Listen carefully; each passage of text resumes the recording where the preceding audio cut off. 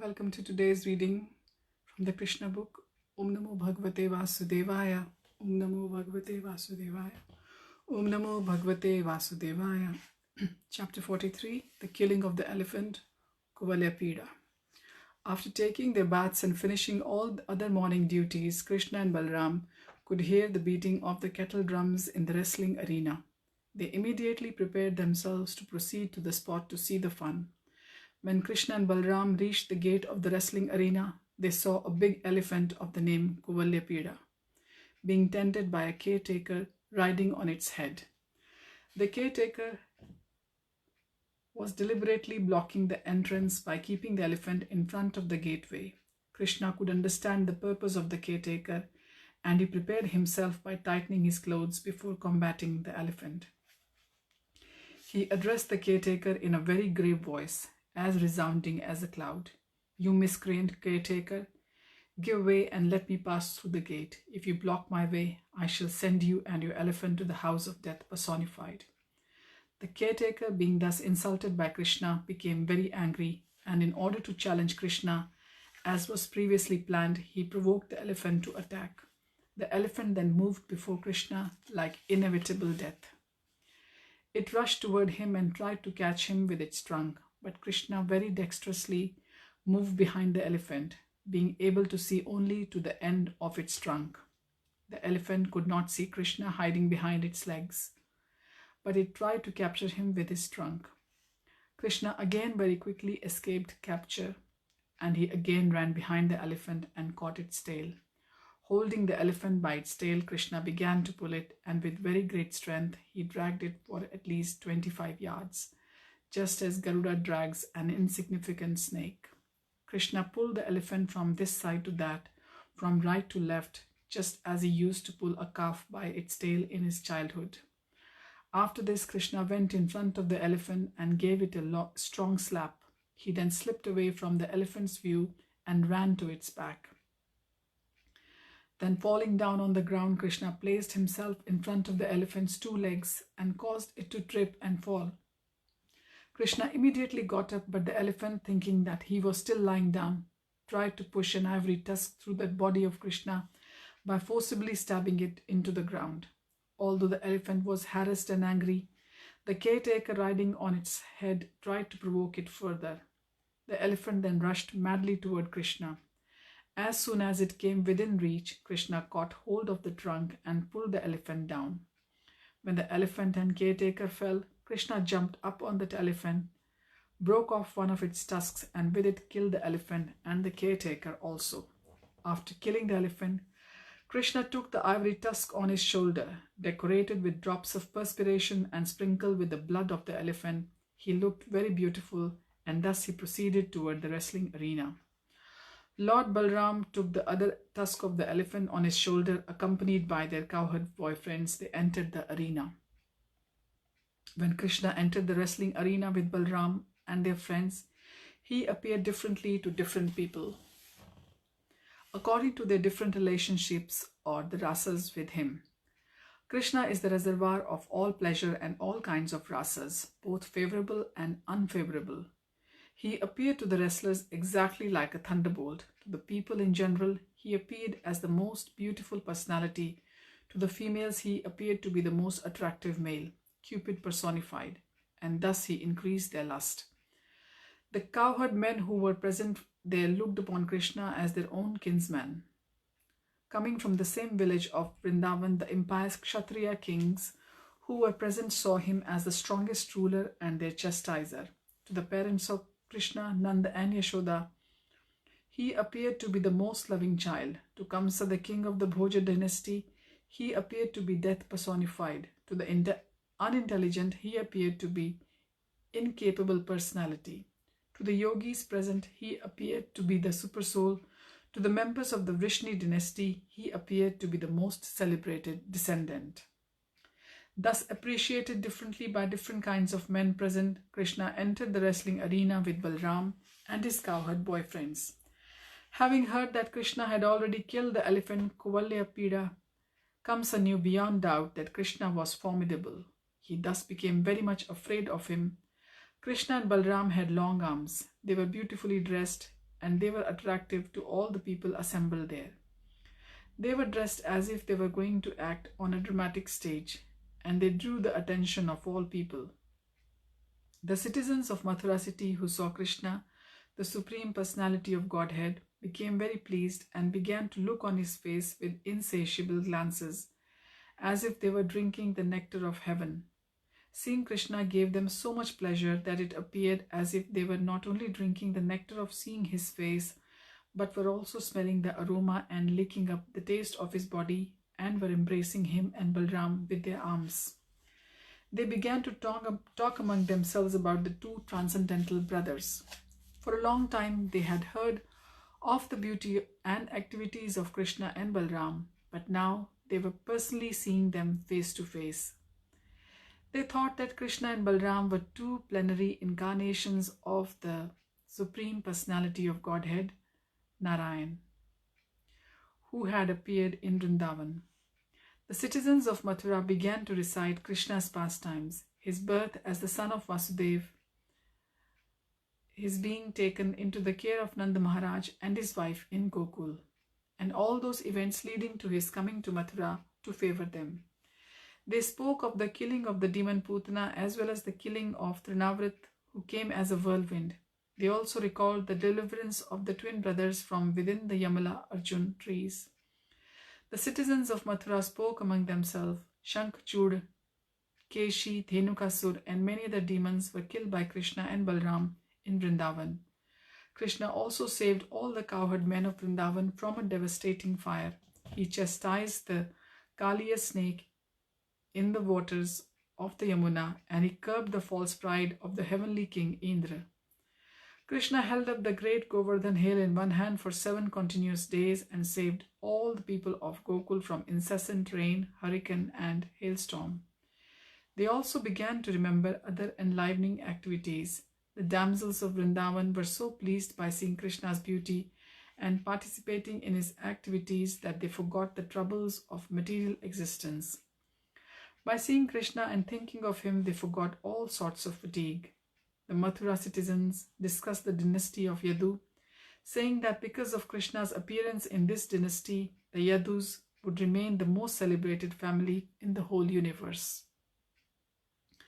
The citizens of Mathura then began to talk about Balram. They spoke of his beautiful lotus petal eyes, and they remarked of him, "This boy has killed the Pralamba demon and many others also." While they were thus talking about the activities of Krishna and Balram, they heard the vibrations of different bands announcing the wrestling match. The famous wrestler Chanur then began to talk with Krishna and Balram. "My dear Krishna and Balram," he said, "we have heard about your past activities. You are great heroes, and therefore the king has called you. We have heard that your arms are very strong. The king and all the people present here desire to see a display of your wrestling abilities. A citizen should be obedient and pleasing the mind of the ruling king. Acting in that way, the citizen attains all kinds of good fortune. One who does not care to act obediently is made unhappy because of the king's anger. You are the cowherd boys, and we have heard that while tending your cows in the forest, you enjoy wrestling with each other. We wish therefore for you to join with us in wrestling, so that all the people present here, including the king, will be pleased." Krishna immediately understood the purpose of Chanur's statement, and he prepared to wrestle with him. But according to the time and circumstances, he spoke as follows. "You are the subject of the king of the Bhojas, and you live in the jungle. You are also indirectly his subjects, and we try to please him as far as possible.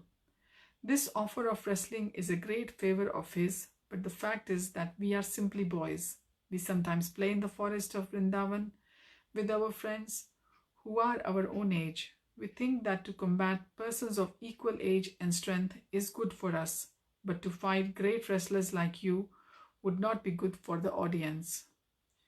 It would contradict their religious principles." Krishna thus indicated that the celebrated strong wrestlers should not challenge Krishna and Balram to fight. In reply to this, Chanur said, "My dear Krishna, we can understand very well that you are neither a child nor a young man.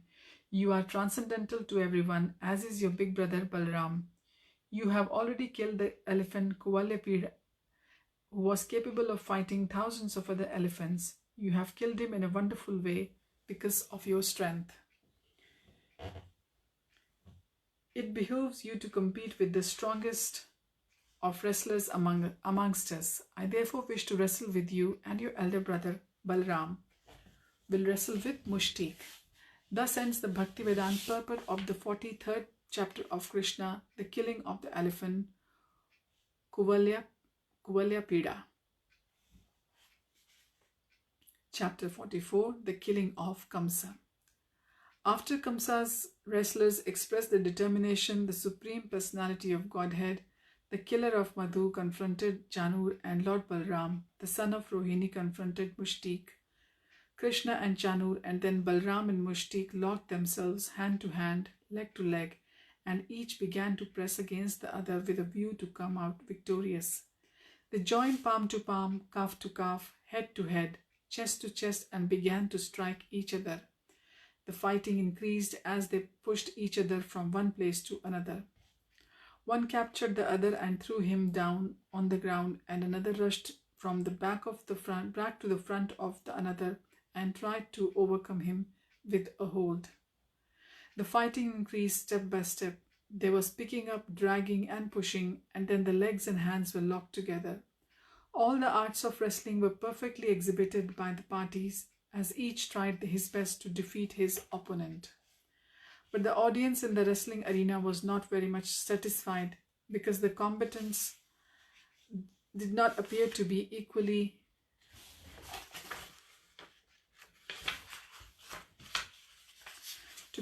matched.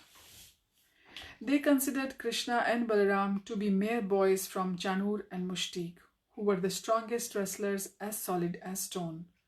Being compassionate and favoring Krishna and Balaram, the many ladies in the audience began to talk as follows. Dear friends, there is injustice here. Another said, even in front of the king, this wrestling is going on between incompatible sides.